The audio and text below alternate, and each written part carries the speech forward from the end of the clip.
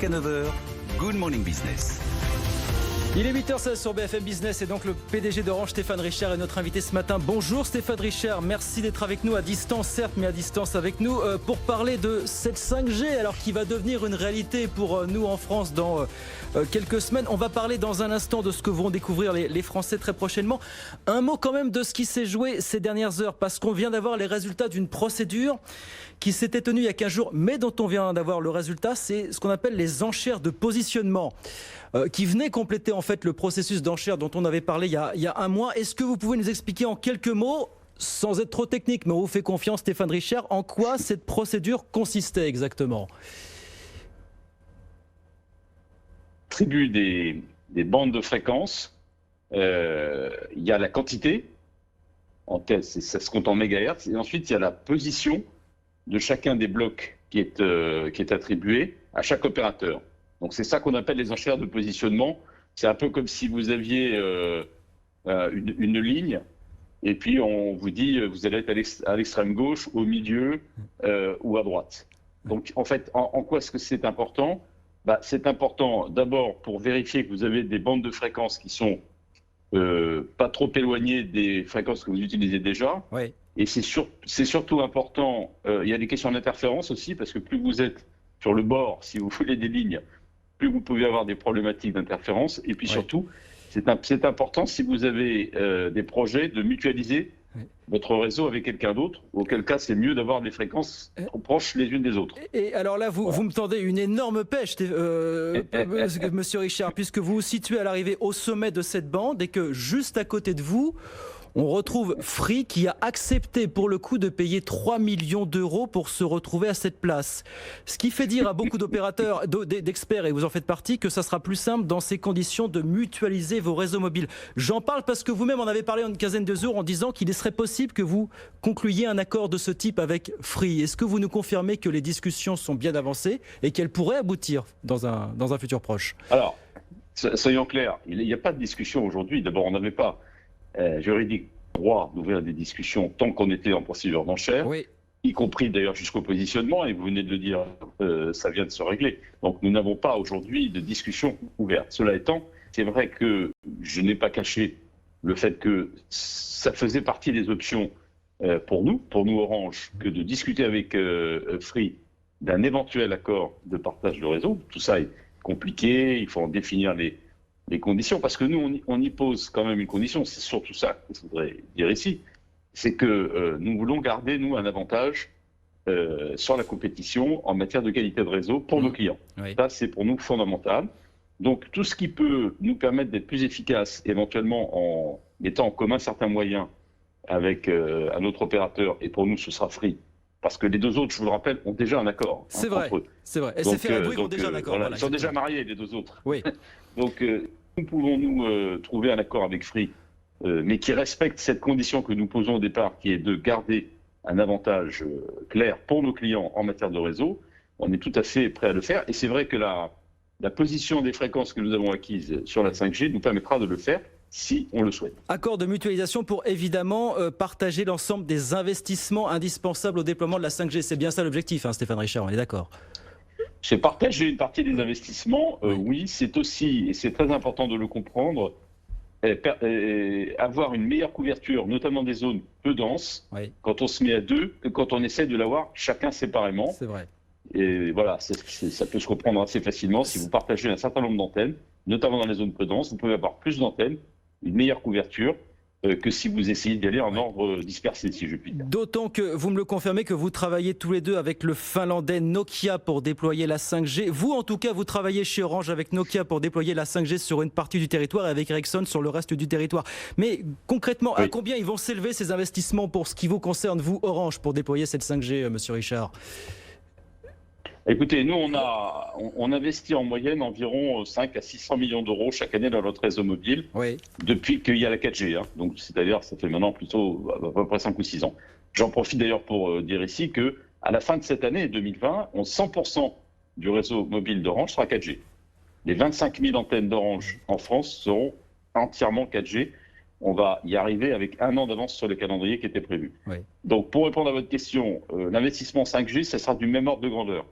C'est-à-dire là où on met 5 à 600 millions par an dans le réseau mobile pour la 4G, on mettra à peu près le même montant pour la 5G, pour passer progressivement ce réseau 4G à la 5G. Concrètement, qu'est-ce qui se passe dans les prochaines semaines? Si j'ai bien compris, vous nous le confirmez aussi, mais l'ARCEP, donc l'autorité des télécoms, va délivrer aux alentours du 18 novembre prochain les autorisations d'utilisation des fréquences que vous avez obtenues, ce qui devrait vous permettre dans la foulée de commencer à activer vos antennes.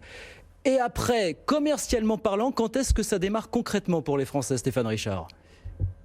Alors c'est effectivement le 18 novembre que ces licences seront activées pour le coup, et donc nous pourrons en effet proposer une connexion 5G là où elle sera possible techniquement dès le 18 novembre sur les licences que nous avons acquises. Alors commercialement c'est déjà possible puisqu'on a déjà proposé, on a déjà annoncé des forfaits qui comprennent une option 5G. Donc pour les gens qui souscrivent ces forfaits, et on les a indiqués il y a à peu près 15 jours, s'ils ont un terminal compatible avec la 5G, et aujourd'hui c'est le cas de la plupart des terminaux, y compris de l'iPhone, le dernier, on peut donc avoir accès à la 5G dès le 18 novembre, là où évidemment il y a des antennes 5G. Alors c'est vrai qu'il y en a peu aujourd'hui. Pourquoi il y en a peu? Parce qu'en fait, il y a aux alentours le de réseau 500, des antennes. vous nous confirmez, aux alentours de 500 antennes déployées par les 4 opérateurs à ce jour, c'est ça? Oui, en fait, que sont ces 500 antennes? Pour être clair, ce sont les sites que nous avons mis en place dans la dernière année pour tester la 5G avant de la lancer sur grande échelle, avec l'autorisation bien évidemment de l'ARCEP et de l'Agence des fréquences. On a installé environ 500 antennes dans différents sites en France, différentes villes, pour pouvoir tester cette 5G. Donc ces antennes, elles existent, et dès le 18 novembre, on peut parfaitement les utiliser pour proposer le service 5G. Ensuite, il va falloir équiper progressivement nos antennes actuelles, qui sont 4G, pour les passer à la 5G. D'ailleurs, j'en profite pour dire que, au moins dans un premier temps, mais qui va être long, on ne construira pas d'antennes nouvelles. On gardera les antennes actuelles et on les passera de la 4G à la 5G. Les premières offres commerciales, Stéphane Richard, a priori pour Noël, peut-être dès le début du mois de décembre. Il y a quand même une question de savoir si commercialement ça va prendre en cette période de crise où les budgets des consommateurs sont assez contraints, dans cette période proche des fêtes où les commerces, les boutiques notamment sont fermés. Or on sait que c'est une grosse campagne, grosse période de recrutement. Est-ce que vous croyez que ça va prendre dès cet hiver, Stéphane Richard? Alors ça ne va pas certainement atteindre des gros volumes cet hiver.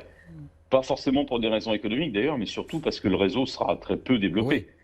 Et donc, si vous voulez acheter un produit dont vous n'avez pas dans l'immédiat une grande disponibilité, c'est pas forcément très, très attractif. Donc, je crois que c'est ça le problème principal. Il faut attendre que la couverture monte en puissance dans les mois qui viennent. Et donc, je pense que c'est plutôt un sujet de 2021, du premier semestre et surtout du second semestre 2021, plus qu'une question purement économique. Les offres que nous avons proposées sont des offres très abondantes, donc c'est vrai que c'est plutôt des clients qui ont des très gros besoins de connectivité ou qui veulent absolument avoir la dernière technologie disponible. Il y a la question du terminal aussi, on l'a dit, il faut un nouveau terminal pour la 5G, donc il faut changer son terminal. Nous en avons profité aussi pour faire des offres sur le changement de ce terminal. Donc oui, je suis d'accord avec ce que vous dites, il n'y aura pas d'engouement, on ne l'attend pas en tout cas d'ici la fin de l'année, essentiellement pour ces problèmes de couverture encore faibles de réseau, mais c'est sûr que ça va être le grand sujet de 2021. Est-ce que vous pensez qu'il va y avoir une guerre des prix autour de la 5G comme on a pu le voir par le passé entre les 4 grands opérateurs? Parce que les prix de la 5G ne seront peut-être pas forcément ceux de la 4G, mais que malgré tout, il va falloir à un moment donné se livrer à cette guerre peut-être entre les opérateurs. Est-ce que vous dites que ça sera peut-être, on arrivera peut-être à cette guerre où la nécessité d'investir, les investissements ne le permettra pas finalement? Alors, d'abord, je rappelle qu'en France, on a des prix très bas. C'est toujours utile de le dire. On a en France, dans la téléphonie mobile, des prix qui sont parmi les plus bas dans le monde, en fait, dans le monde, en tout cas dans le monde développé, et qui sont les plus bas d'Europe. Donc, on part d'un niveau de prix qui est extrêmement bas. On a une concurrence qui est très forte en France. On a des opérateurs qui ont joué, je dirais, tous ce jeu de la concurrence, et ça a bénéficié aux consommateurs, et c'est très bien comme ça. Est-ce que la 5G va être l'occasion de remonter les prix? Je ne crois pas qu'il faut le présenter comme ça. La 5G, c'est un nouveau service, c'est une nouvelle technologie. ça va permettre de nouveaux usages, elle sera vendue au bon prix. Oui. C'est-à-dire, et tous les opérateurs sont là, croyez-moi, pour assurer la vitalité de la concurrence, la vivacité de la compétition. On cherchera tous à séduire le consommateur avec nos offres 5G. Oui. Donc, est-ce qu'il y aura des augmentations de prix? Il y aura des augmentations de prix, certainement, à partir du moment où on propose plus de contenu. Si vous proposez 100 gigas de data au lieu de 20 ou 50, évidemment, vous pouvez légitimement demander un prix un peu plus élevé. Donc, voilà, je pense que la 5G ne va pas entraîner une flambée des prix de la téléphonie mobile en France. Soyons clairs, la concurrence est là pour y veiller, si je puis dire. Oui. Il s'agit de trouver un prix correct pour une nouvelle technologie qui nécessite, ça vous avez raison, des investissements importants. On verra effectivement ce que diront tous les opérateurs qui n'ont pas encore publié leurs offres, dont notamment SFR, propriétaire, il faut le rappeler, de notre chaîne BFM Business. Il nous reste une grosse minute, 2 minutes, Stéphane Richard, parce que vous avez des chiffres intéressants à nous apporter ce matin. C'est intéressant sur les mouvements de population que vous avez observés dans le cadre de ce deuxième confinement national. Vous nous dites, parce que vous aviez déjà observé ça au cours du premier confinement, qu'ils sont beaucoup moins significatifs là depuis le deuxième confinement qui vient de débuter en France. Oui, alors on n'a pas encore tous ces chiffres, mais ce qu'on peut dire là ce matin, c'est que si on considère le nombre de citadins qui ont quitté les villes, oui, on est à peu près dans un écart de 1 à 3. C'est-à-dire que là où on en avait 3 au printemps, on en a à peu près 1 cette fois-ci. Je prends le cas de Paris intramuros. Il y avait à peu près 400 000 Parisiens qui avaient quitté la ville au printemps. Ils sont 150 000 cette fois-ci, tel que mesuré par nos chiffres. Hein. Donc voilà, on est dans un écart de 1 à 3. Sur les déplacements du quotidien, oui, on est dans un écart de 1 à 2 à peu près. C'est-à-dire on a 2 fois moins d'impact, si je puis dire, négatif sur le niveau des déplacements qu'au printemps. Ça, c'est lié au fait que les écoles sont encore ouvertes, que les gens aussi... non pas que les gens continuent à travailler au sens où ils ne télétravaillent pas, mais il y a beaucoup d'activités qui sont restées ouvertes, je pense au BTP par exemple, oui, et qui du coup entraînent forcément des déplacements. Il y a quand même juste un chiffre que je voulais mentionner parce que je le trouve amusant. Vous savez, on a un indicateur qui nous permet de mesurer la durée moyenne des appels, c'est-à-dire des appels voix. Hein. En fait, on a constaté qu'après l'annonce du confinement, la fin de la semaine dernière, la durée moyenne des appels a doublé. Donc, voilà au moins une chose qu'on peut dire, c'est que les gens se parlent beaucoup de ces questions-là entre eux au téléphone. Merci beaucoup Stéphane Richard. Et vous expliquer, la question était au printemps dernier, vous posez la question, qu'est-ce qu'on fait de ces données? Vous disiez, ça peut notamment être exploité pour déterminer les territoires qui doivent renforcer les effectifs des soignants. Est-ce que ça fait partie des choses qu'on pourrait... des enseignements qu'on pourrait tirer éventuellement l'exploitation de ces données à l'occasion de ce deuxième confinement? Oui, alors c'est sans doute moins pertinent cette fois-ci parce que le virus est partout, oui, vous le savez, et que donc cette question de, je dirais, l'optimisation des moyens médicaux hospitaliers sur le territoire se pose moins parce que malheureusement, la circulation du virus est absolument générale sur l'ensemble du territoire, même dans des zones très rurales. Donc je dirais que c'est plutôt par intérêt sociologique qu'on peut voir ces phénomènes-là.